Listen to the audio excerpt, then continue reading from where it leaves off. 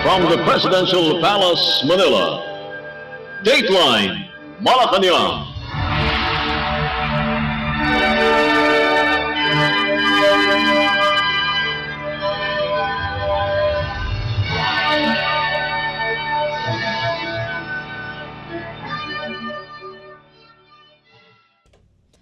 Good day. This is Dateline Malacañang and here are the news. Philippine President Ferdinand R. Marcos Jr. graced the Alyansa para sa Bagong Pilipinas Convention 2024 at the Philippine International Convention Center or PICC in Pasay City on September 26, 2024. The Alyansa, composed of the nation's 5 leading political parties, namely the Partido Federal ng Pilipinas, Lakas Christian Muslim Democrats, Nationalist People's Coalition, Nationalista Party, and National Unity Party, rally behind the call for unity and commitment to achieving the transformation that will bring about progress for the country and address the urgent needs of every Filipino. Here is the speech of Philippine President Ferdinand R. Marcos Jr. during the event. Hindi pangkaraniwan ang pagtitipon ngayon dahil ito ay pagkakataon para ipakita natin ang kahalagahan ng pagsasama-sama at ng pagkakaisa para sa kaunlaran, para sa pagbabago, para sa magandang kinabukasan nating lahat. Ang sabi nila, ang halalan daw ay panahon ng pagkakabitak-bitak, pagsisiraan, pagkakahati-hati. Subalit kabaliktaran po ang inululunsad ng ating alyansa.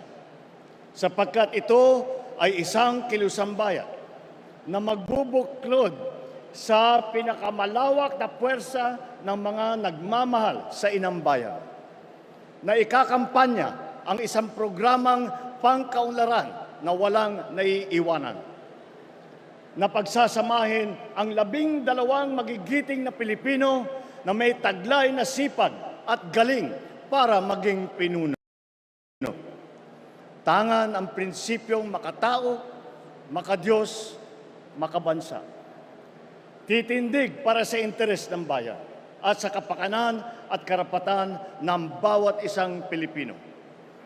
Sa aking pag-endorso, ang tanging hiling ko ay mapanatili ang kanilang katapatan at pagmamahal sa bansa. Ito ang pinakamahalagang katangian ng kandidato na aking tinitignan at pinag-iisipan. Kaya naman, mga kababayan, ang mga sumusunod na individual ay kilala natin sa kanilang kasanayan at sa kanilang serbisyo publiko. Ang una sa ating hanay ay matagal na naging alkalde ng progresibong lungsod ng Mandaluyong. Hinalal din siya bilang kongresista at ngayon siya ay ang maagap at mabisang kalihim ng DILG. Mga kababayan, ang ating Mr. Gawa, hindi salita, Secretary Benher Abalos.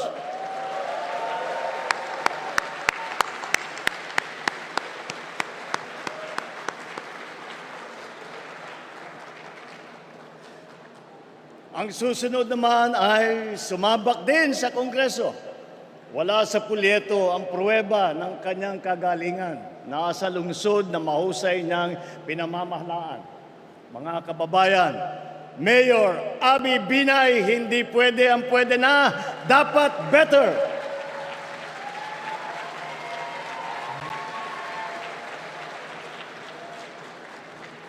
Ang susunod naman po ay kinikilala po natin na kumpanyera. Siya rin po ay walang pagod na kampanyera para sa kalusugan ng mamamayan, edukasyon at kabataan. Karapatan ng mga kababaihan. She is a lawyer, an economist, athlete, and a mother. Senator Pia embodies what it means to be a Pinay in action. Mga kababayan, Senator Pia Cayetano.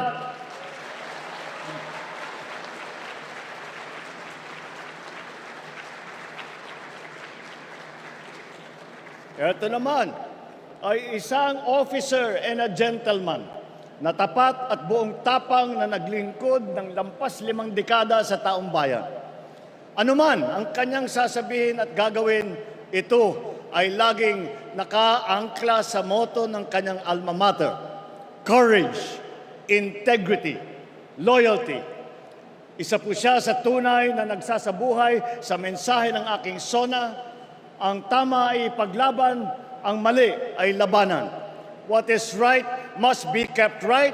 What is wrong must be set right. Mga kababayan, Senator Ping Lacson.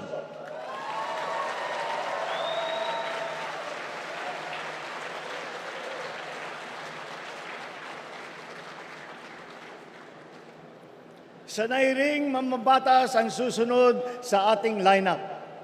Nahasa bilang vice-gobernador na ngayon ay nasa Senado.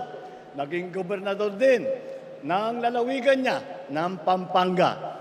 Mga kababayan, ang Supremo ng Senado, Senator Lito Lapid.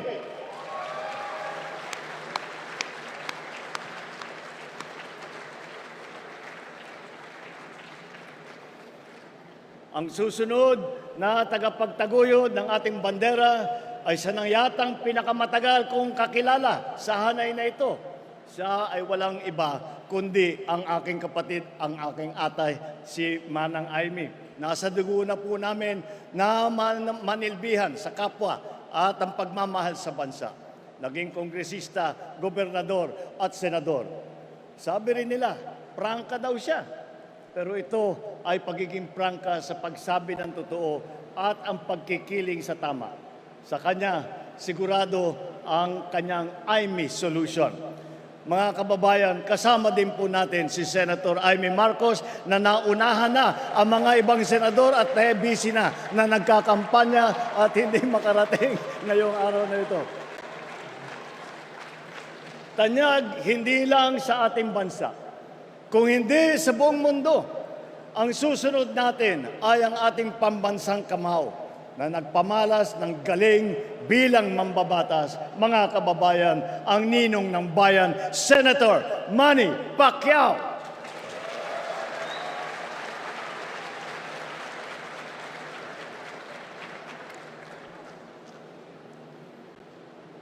Kilala naman sa marami niyang ginagampanang papel sa iba't ibang larangan. Pero ang pinakamahalaga ay ang pagiging lingkod bayan. Vice-gobernador, gobernador, pinuno ng ahensya ng gobyerno, senador.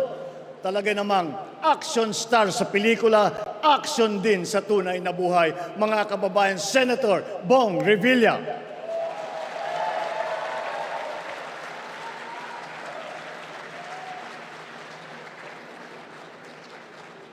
Ang ating susunod ay nakapaglingkod ng 24 na taon bilang senador.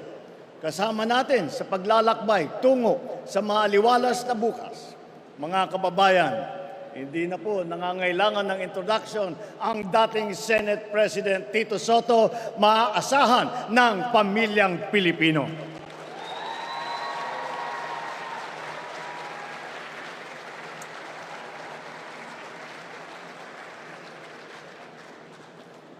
Ito naman ang big brother na iyong masasandalan.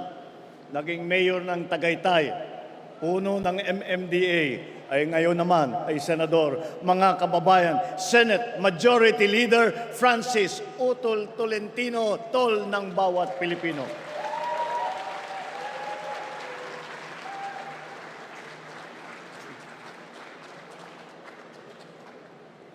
Ang susunod kong ipapakilala sa inyo ay isang public servant na noon ay madalas kong masabihan na ang ama ng saklolo. Kasi ang unang bukang bibig ng mamamayan ay itulfo mo. Nanihilbihan bilang kalihim ng DSWD na ngayon naman ay membro ng Kongreso. Mga kababayan, Congressman Erwin Tulfo, kakampi ng inaapi.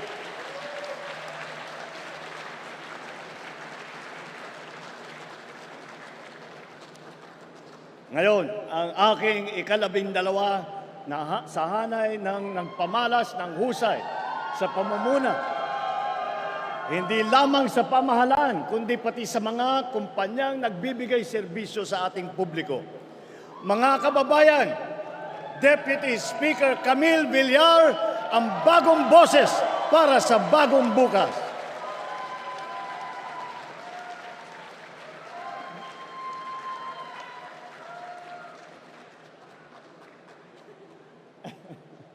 Ika nga, may kanya-kanya tayong abilidad para mapabuti ang ating bansa.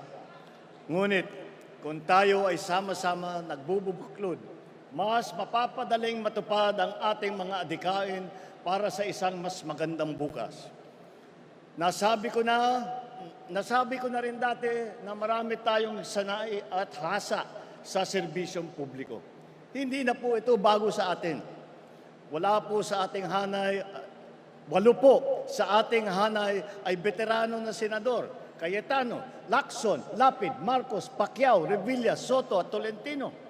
7 ang may karanasan sa Kongreso, Abalos, Binay, Cayetano, Marcos, Pacquiao, Tulfo at Villar. 5 ang nahasa sa lokal na pamahalaan, si Aimee sa Ilocos Norte, Lapid sa Pampanga, Revilla, Cavite, Binay sa Makati, Tolentino ng Tagaytay, Tito Sen bilang Vice Mayor ng Quezon City. 4 din sa kanila ay nagsilbi bilang miyembro ng kabinete. Abalos sa DILG, Tulfo sa DSWD, Lacson ng Yolanda Rehabilitation Commission, Tolentino sa MMDA. Pagdating naman sa geographical representation, 2 ang tiga Mindanao, Pacquiao ng Bukidnon, Sarangani at Jensan. At si Erwin naman ay lumaki sa Davao Oriental at sa Sulu. Bukod pa ron, ang unang Vicente Soto ay naging senador ay taga Cebu. Ang nanay naman namin ni Aimee ay 100% Waray. At ang 3 malalaking rehiyon ng gitnang Luzon, Kamaynilaan at Timog Katagalugan ay may boses sa ating kupunan. Mga kababayan, sila po ang lineup ng Alyansa.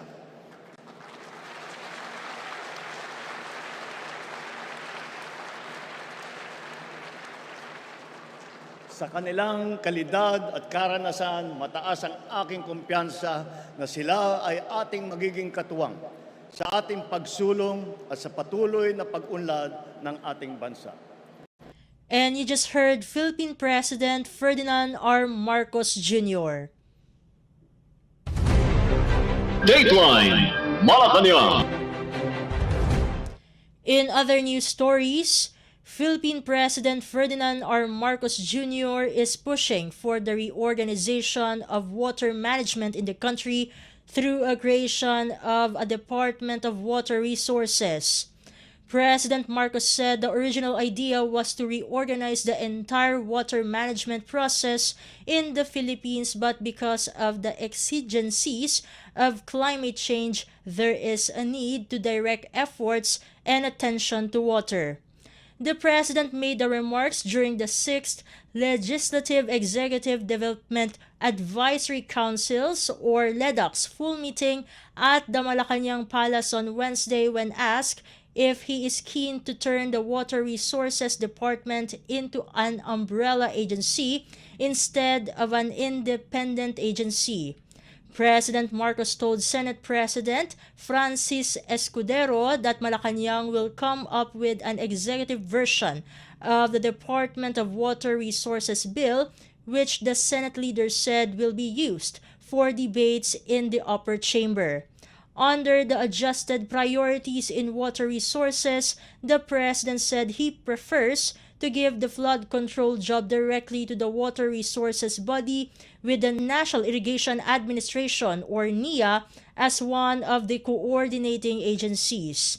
The President also argued that water problems such as flooding and irrigation cannot be solved on a piecemeal basis, prompting the need for a comprehensive plan. Dateline Malacañang. Meanwhile, Philippine President Ferdinand R. Marcos Jr. on Wednesday sought for the immediate passage of the Waste-to-Energy Bill to address the flooding problem in the country. President Marcos said during the 6th Legislative Executive Development Advisory Council or LEDAC full meeting at the Malacañang Palace that they have to look at it in a more urgent sense because it really becomes such an important part of the flood control program. The Waste to Energy Bill was approved on third reading by the House of Representatives. It's still pending for the second reading at the Senate. During the LEDAC meeting, President Marcos cited the need to revisit the proposed measure, noting the waste to energy measure is an important discussion in flood control because the garbage problem is actually severe. President Marcos said the waste to energy projects have also reduced flooding by 40%. It has to be implemented at the local government level, he added. Senate President Chis Escudero and Speaker Martin Romualdez led other officials during the 6th LEDAC meeting along with some cabinet members. Dateline Malacañang. Other news stories. The Senate and the House of Representatives are expected to enact 5 more bills before the Christmas break or before year-end, Senate President Francis Escudero said on Wednesday.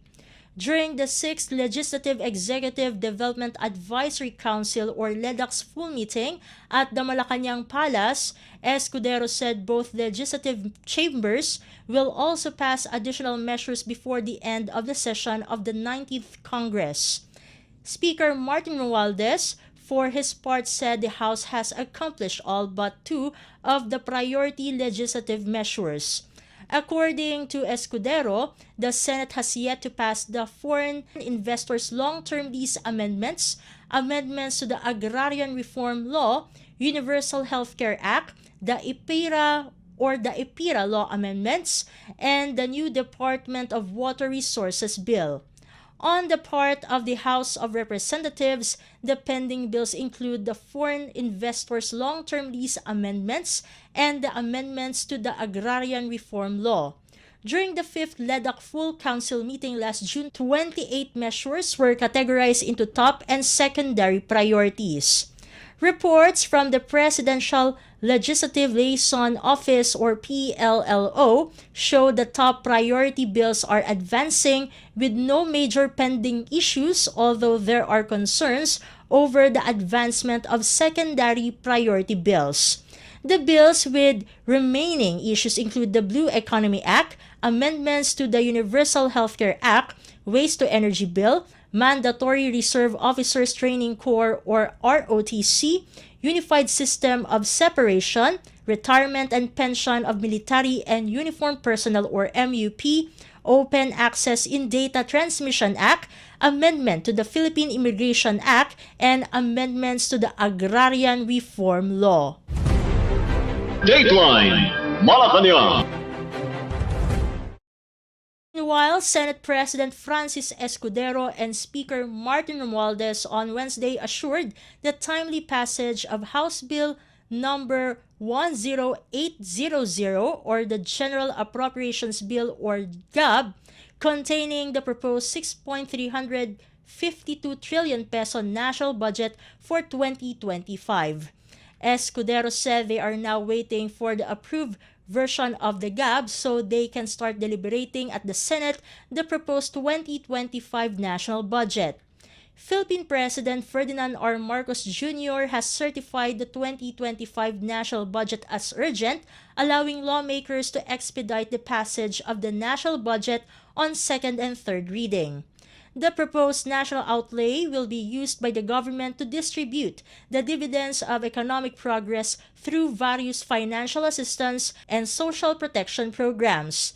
It will also be used to fund infrastructure projects such as roads, schools, hospitals, seaports, airports, irrigation systems, and transportation networks. Dateline Malacañang. Meanwhile, Philippine Education Secretary Sonny Angara on Wednesday thanked lawmakers at the House of Representatives for their swift approval of the budget for the Department of Education or DepEd for fiscal year 2025. The DepEd's proposed 2025 budget is 793.17 billion pesos. The proposed budget includes major allocations for elementary and secondary school operations, government assistance and subsidies, teachers' recruitment and training, construction of classrooms and facilities, procurement of textbooks and instructional materials, DepEd computerization program, and feeding programs. Angara said the programs for the upcoming year align with the directives of Philippine President Ferdinand R. Marcos Jr. to improve the welfare of teachers and ensure quality education for learners in the country. Besides DepEd programs, the proposed budget also includes fund allocation for DepEd-attached agencies, including the National Book Development Board, National Council for Children's Television, National Museum, Philippine High School for the Arts, Early Childhood Care and Development Council, and the National Academy of Sports. Dateline Malacañang. In other news, the government is currently preparing the tax administration transition plan for the Bangsamoro Autonomous Region in Muslim Mindanao or BARM, which includes the establishment of a digitalized tax system for efficient payment and collection of revenues in the region.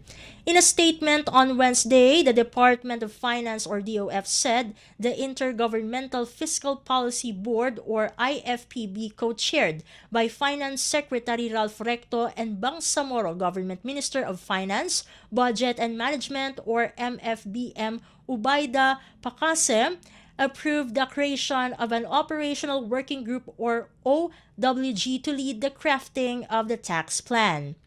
Finance Secretary Recto said in line with the taxpayer-first policy, the tax plan ensures a seamless and efficient transition for all taxpayers in BARM.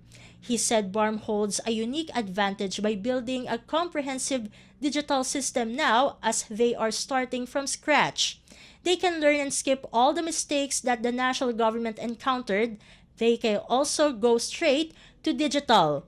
The Bangsamoro Organic Law or BOL states that the BARM shall enjoy fiscal autonomy and have the power to create its sources of revenues as provided under this law.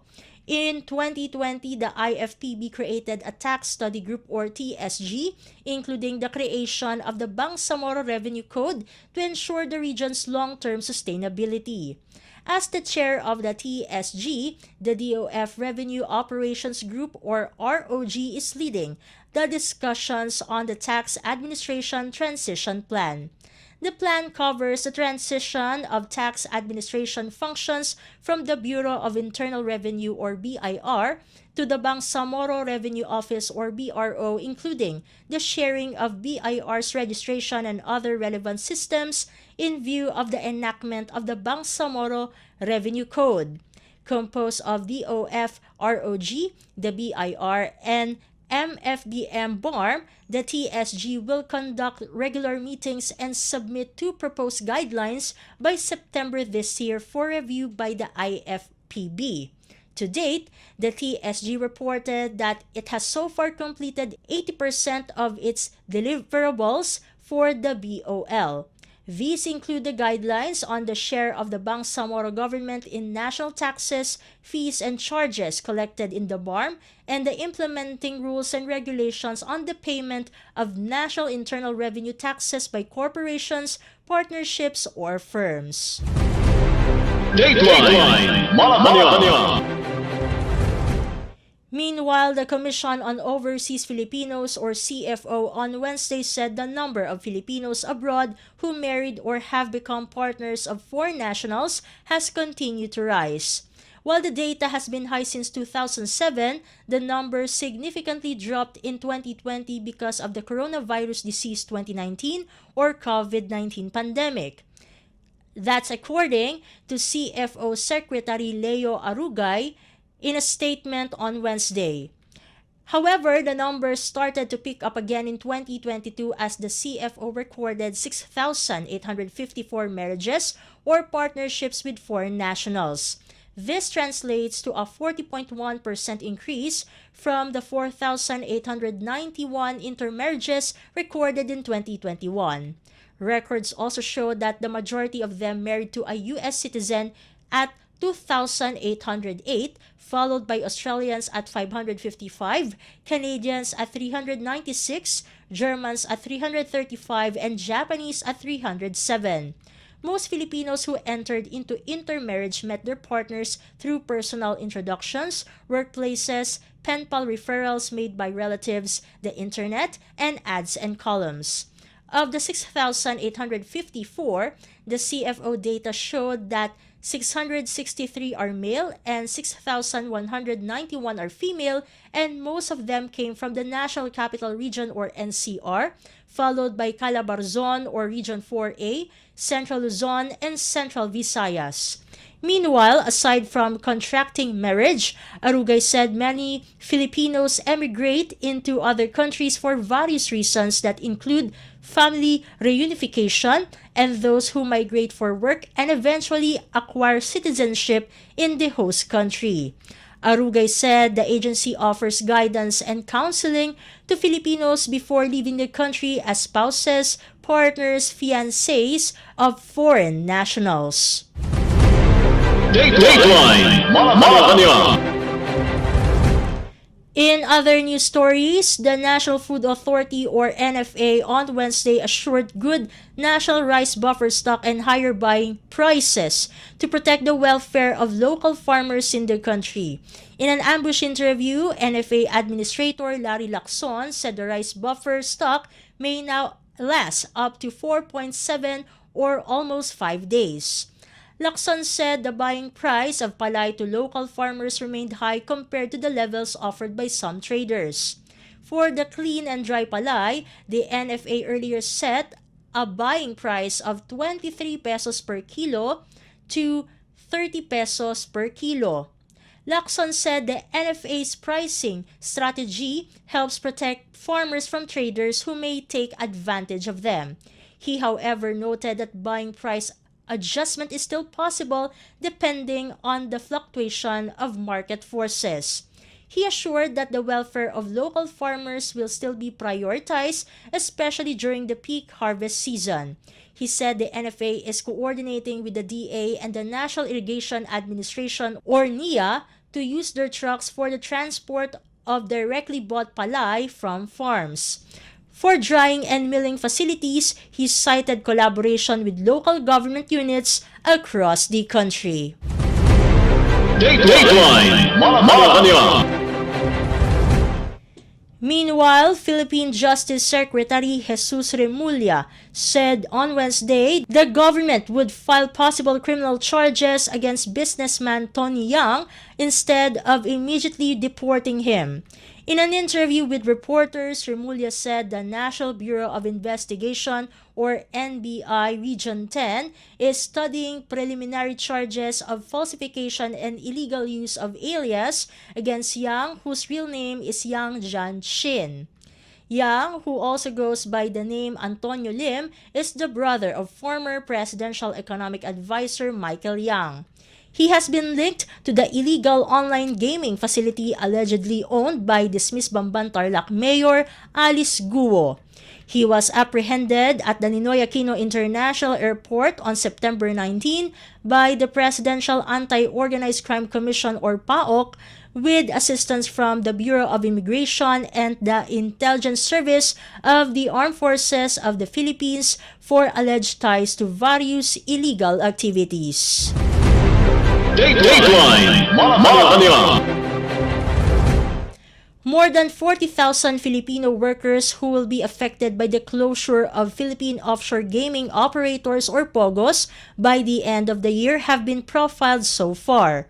Director Patri Wirawan Jr. of the Bureau of Employment of the Department of Labor and Employment said this at the Bagong Pilipinas Ngayon briefing on Wednesday.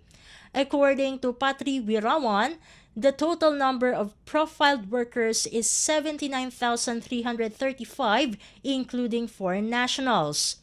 The profiled workers are employed in Internet Gaming Licensees or IGLs in the National Capital Region, Central Luzon, Calabar Zone, and Central Visayas, with salaries ranging from 16,000 to 22,000 pesos. Aside from enhancing skills for re-employment opportunities, the DOLE is providing livelihood assistance amounting to as much as 30,000 pesos to affected workers to start a small business. Patri Wirawan also reported that affected workers could join the job fair at the Ayala Mall's Manila Bay along Macapagal Boulevard, Parañaque City on October 10, where about 70 employers are participating.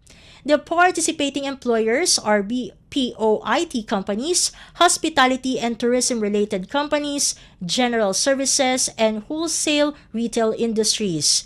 The POGOs have until the end of 2024 to cease their operations as directed by Philippine President Ferdinand R. Marcos Jr. Dateline Malacañang. Meanwhile, the Commission on Elections or COMELEC has scheduled the raffle for party list organizations to determine the order of listing in the official ballot on October 18. Existing and newly registered party list groups, organizations, or coalitions are allowed to participate in the raffle. The COMELEC said the placing of each group would be determined through an electronic raffle to be headed by the clerk of the commission. Before the raffle, the poll body said all equipment, peripherals, software, and components to be used for the conduct of the automated raffle, which are properly sealed as far as practicable, shall be exhibited before the party list groups, organizations, or coalitions in attendance. After the software or application has randomized the listing of all eligible party list groups, organizations, or coalitions, the officer in charge of the software shall print the list. No appeal, motion for reconsideration, or motion to raffle shall be entertained by the Commission. The COMELEC first implemented the raffle system in the 2013 elections to prevent organizations from jostling for names that start with the first letter of the alphabet or number because the list used to be alphabetized. Meanwhile, the COMELEC on Wednesday officially proclaimed the Akbayan Citizens Action Party or Akbayan as a winner in the 2022 party list polls.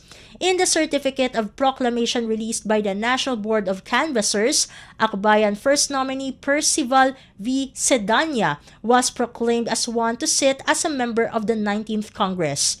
In an interview, COMELEC Chairperson George Erwin Garcia said the newly proclaimed group and representative could immediately assume office. The proclamation was conducted after the decision of the Supreme Court upholding the earlier ruling of the COMELEC to cancel unauthorized registration as a party list organization. Dateline Malacañang. In other news, the Philippine Department of Social Welfare and Development or DSWD on Wednesday reminded the beneficiaries of the Pantawid Pamilyang Pilipino program or 4Ps to continue complying with conditions in their oath of commitment to continue receiving the cash grants from the government. 4P Social Marketing Division Chief or SMDDC Marie Grace Ponce said for health conditions, pregnant women should have the pre- and postnatal checkups.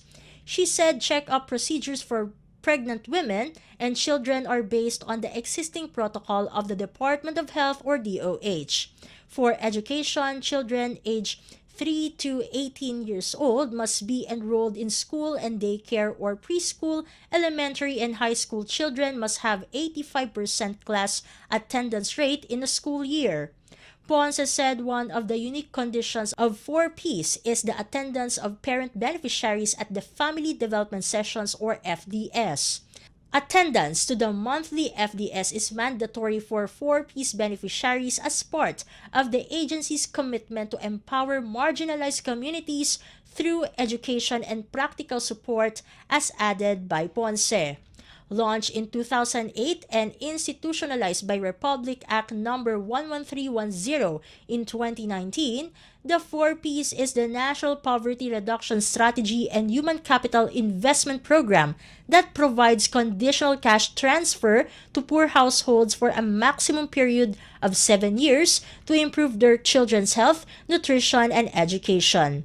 Each household beneficiary receives 750 pesos per month for health, 300 pesos per child in elementary, 500 pesos per child in junior high school, and 700 pesos per child in senior high school for education, with a maximum of 3 children per household for 10 months in a school year, and a monthly rice subsidy of 600 pesos for active and compliant households. Dateline Malacañang.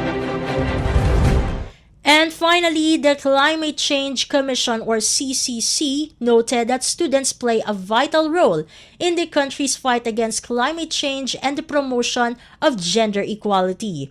In a news release on Wednesday, the CCC said the wide-ranging impacts of climate change, including rising global temperatures, extreme weather events, sea level rise, and disruptions to ecosystems and biodiversity, affect people of all ages and shape the future global scenario. In a forum at the Philippine Women's University, or PWU, aimed to inspire youth participation in addressing climate change and advancing the United Nations Sustainable Development Goals, or SDGs, the CCC emphasized the urgency of climate action manifested by severe storms, monsoons, and extreme flooding affected Metro Manila and surrounding provinces.